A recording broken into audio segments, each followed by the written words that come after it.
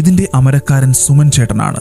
വർഷങ്ങൾക്ക് മുൻപ് നഗരജീവിതം ഉപേക്ഷിച്ച് ഇവിടെ എത്തിയ അദ്ദേഹം ഈ സ്ഥലത്തെ മനോഹരമായൊരു ഫാം സ്റ്റേ ആക്കി മാറ്റി. മഞ്ഞും മലകളും പാടശേഖരങ്ങളും നിറഞ്ഞ കൊല്ലങ്കോട് എന്ന സ്വർഗ്ഗഭൂമിയിൽ പ്രകൃതിയോട് ചേർന്ന് നിൽക്കുന്ന ഒരു അത്ഭുത ലോകം ഞങ്ങൾ കണ്ടെത്തി. ശ്രദ്ധ ഹോം സ്റ്റേ. തിരക്കുകളിൽ നിന്നെല്ലാം മാറി മനസ്സിന് സമാധാനം നൽകുന്ന ഒരിടം.